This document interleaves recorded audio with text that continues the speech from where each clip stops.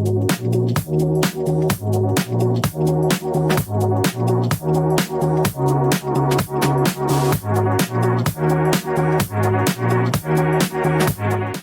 do some couples seem to thrive even after years together? Is it just luck or intentionality?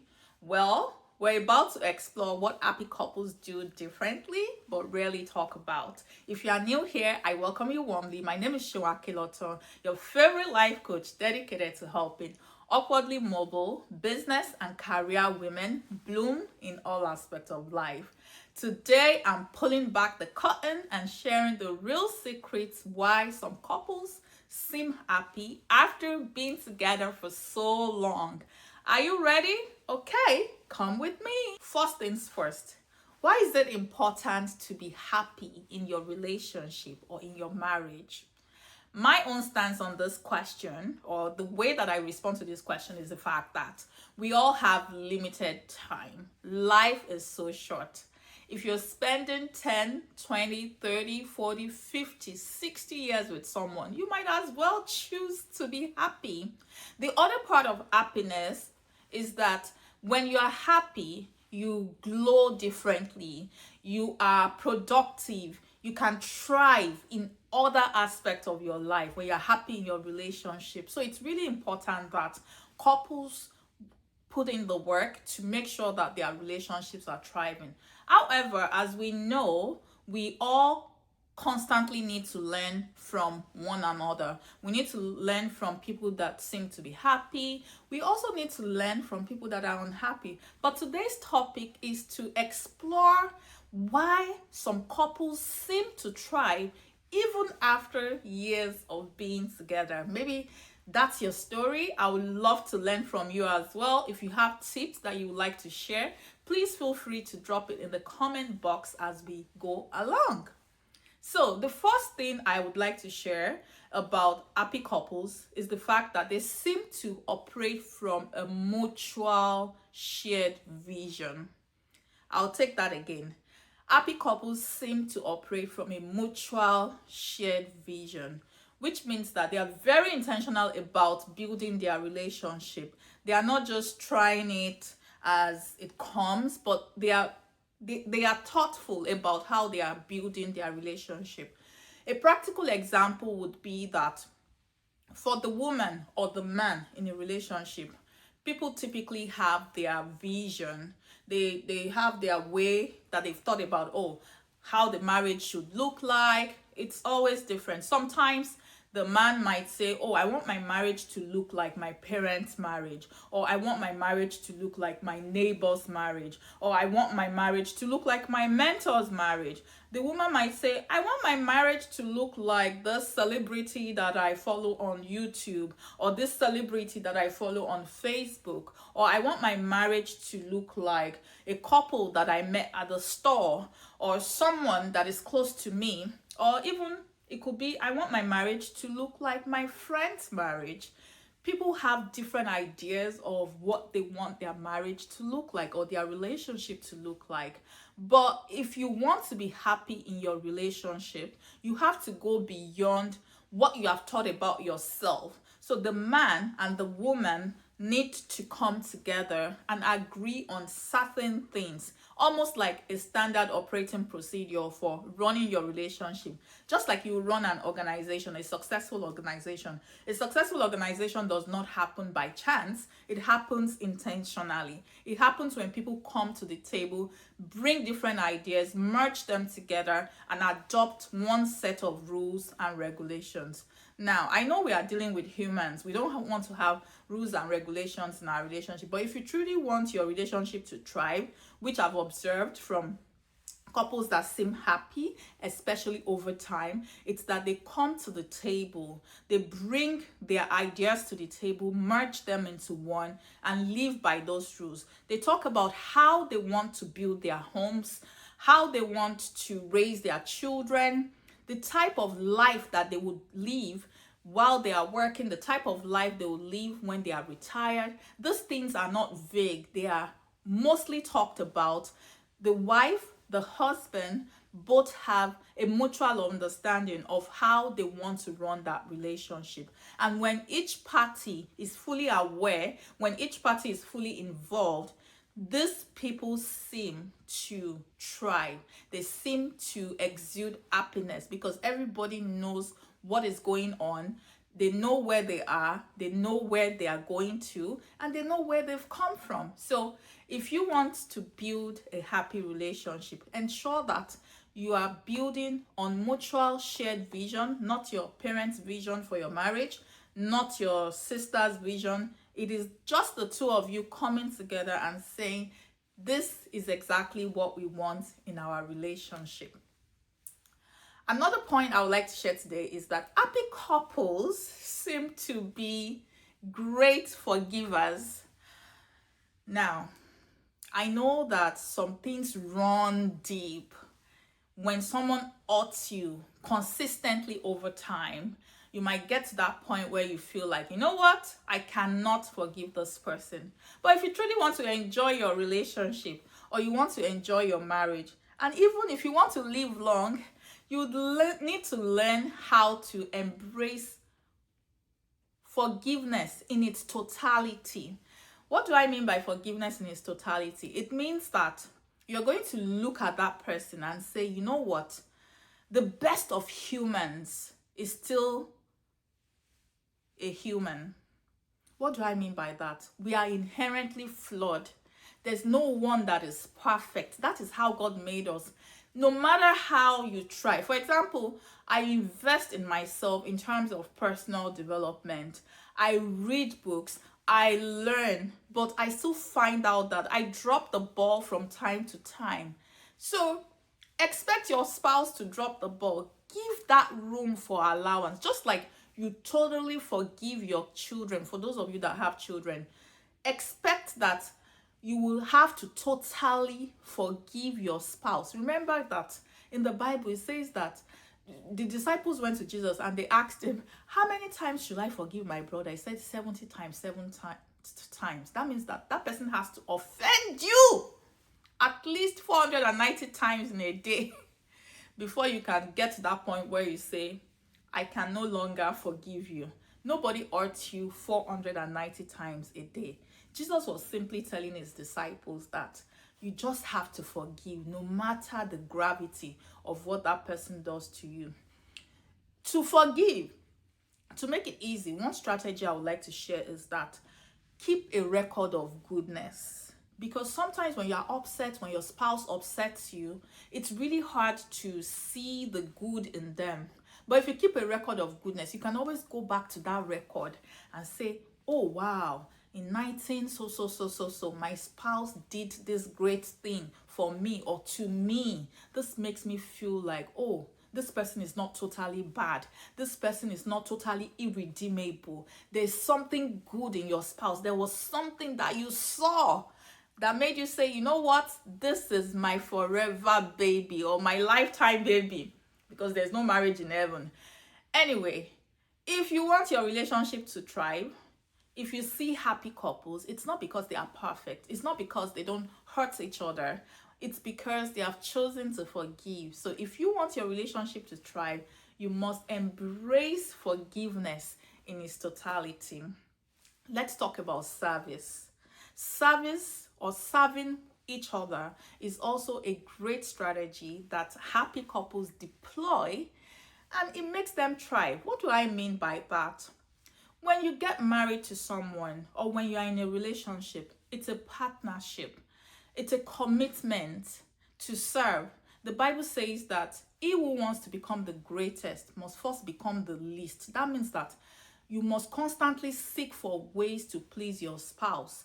You must constantly seek for ways to serve your spouse. For me, when I serve others, even people that I have no relationship with, there's this joy that emanates from within. There's this joy that I feel. There's this sense of accomplishment, sense of fulfillment. That is the same with your spouse. Don't take your spouse for granted. What are little things that your spouse are dropping the ball in the house? Serve them in those areas. Do things that are unexpected in a loving and compassionate manner. You would see that your relationship will begin to thrive, you'll begin to blossom. When you serve your spouse, invite an atmosphere of serenity into your home. That is my own observation, because I love to study couples. I am very passionate about marriage. I am very passionate about living a wholesome life, whether it's your marriage, your relationship, your parenting, your career, your business, every aspect of life. I just want to be successful in all aspects of life, because this human experience that God has given me the privilege to witness, I am in for all of it. So we are eliminating buts in our lives. You know how they say, oh, that woman, she's successful in her career, but no, we are eliminating buts in our lives. So serve your spouse and you begin to see your spouse radiate. When your spouse radiate joy, when they radiate happiness, the same is transferred to you and you would love the outcome. Promise, you'll love the outcome. Another thing that Apple couples do to thrive is contentment. This is a topic by itself, but I am going to try to summarize it. See, your spouse is not your brother. Your spouse is not someone you dated before. Your spouse is not your father. Your spouse is not your mother. Your spouse is not your sister. Your spouse is your spouse. They are unique. They are different. They are set apart for greatness. Therefore, you cannot be comparing your spouse to anyone else. Be content what the Lord has blessed you with, be content. Be content with who the Lord has blessed you with. You see, that green grass on that other side, it takes hard work. Everyone tends to their garden. If you want to have a beautiful garden, you have to tend to it. And once you start with contentment, it limits the bickering. It allows you to forgive. It allows you to see the best in your spouse. It allows you to give the best. That is what contentment does for you. You know that this is yours, and you can make it you can make your relationship to become whatever you choose to be. Again, it stems from that shared mutual vision that I talked about in the beginning. That's where it starts from. When you have that shared mutual vision, even when life seems to throw curveballs in your way, you are grounded. You know who you are, and then that limits what you fall for. Contentment with godliness is great gain, not just personally, but also in your relationship. Let's move on to keeping the wonder alive. Keeping the wonder alive. This is one thing that happy couples do that help them thrive. When you live with someone for so long under the same roof, there's this tendency for you to take them for granted because you see them day in, day out. But I say that keep the wonder alive. If you want your relationship to thrive over time, if you want to have this sense of peace, this sense of fulfillment in your relationship, in your marriage, you need to keep that wonder alive. Start by not taking them for granted. Think about ways that you can please this person. What are some of the things you did during the courting stage? Maybe you wrote letters, you packed their lunch, and this goes both ways. You packed their lunch, you laid the bed, you did things out of the ordinary, not because there's a special occasion or anything, but because this is the gift of God to you. And you cherish it so much that you're keeping that wonder alive. You don't want to get to a place where you take your spouse for granted, you do things anyhow, but then you are honoring other people outside. So people find it difficult to honor their spouses. That is not the way it's supposed to go. Even if you feel like your spouse is falling short of expectations, do your part. Do your part. Don't be like children that were told to clean their rooms. They got to their rooms, none of them was doing the work, but then one child starts crying wolf, reporting the other child to the parent that, oh, XYZ has not cleaned that room. Meanwhile, you are also not doing the right thing. So even if you feel like your spouse is not doing the right thing, you go ahead and keep that wonder alive. Then by you modeling good behavior, the type of things you want to see in your home, the type of things you want to see in your relationship, you begin to see a change by keeping that wonder alive. Also, happy couples seem to fix the cracks. I'll take that again. Happy couples also seem to fix the cracks in a timely fashion. If you build a house, you realize that over time, as the house begins to settle, some cracks will begin to open up. Those cracks, at first, they are tiny. Ants may be able to burrow their way through, but over time, you begin to see bigger insects if you don't fix the crack in a timely fashion. There's no structure that can last forever without nurturing, without fixing. There are some times that you need to fix. So it might be conflicts that you have. Conflicts might represent a crack. You want to make sure that you are fixing those things in a timely fashion. The longer you wait, the bigger these things become, and they might become irreparable if care is not taken. That's why I also said keep that wonder alive. That's why I talked about contentment. That's why I talked about having a shared mutual vision, not just your personal vision, not someone else's vision, shared mutual vision. Make sure you're fixing those cracks in a timely manner. When there's conflict, follow the conflict resolution protocol. Making sure that if your spouse offends you, you speak to them directly. You talk about it in love. You don't attack the person, you attack the issue. So we've talked about having a shared mutual vision for happy couples that thrive. We've talked about they are forgivers. We've talked about serving each other. We've also talked about contentment. We've talked about keeping the wonder alive, fixing the cracks timely. Now, the last but not the least would be prioritizing intimacy. Your spouse is your number one person. There should be no other thing or no other person out there that takes precedence over your spouse, that takes priority over your spouse. Life is hard. Life is tough. Everyday things that we need to do, like going to work, caring for family, these things can really get in the way, or even raising children. But you have to prioritize your intimacy with your spouse. You have to prioritize building that relationship. It goes back to that keeping the wonder alive, because things will happen that will derail you. However, if you prioritize your intimacy with your spouse, it helps you to nurture your relationship. It helps you to grow. It helps you to overcome adversity together, and it helps you to thrive. It helps you to keep being happy even after years of being together. Thank you so much for watching this video today. I greatly appreciate you. Feel free to share your thoughts in the comment box, because I know that you have a lot to say. Thank you for sharing. Thank you for subscribing.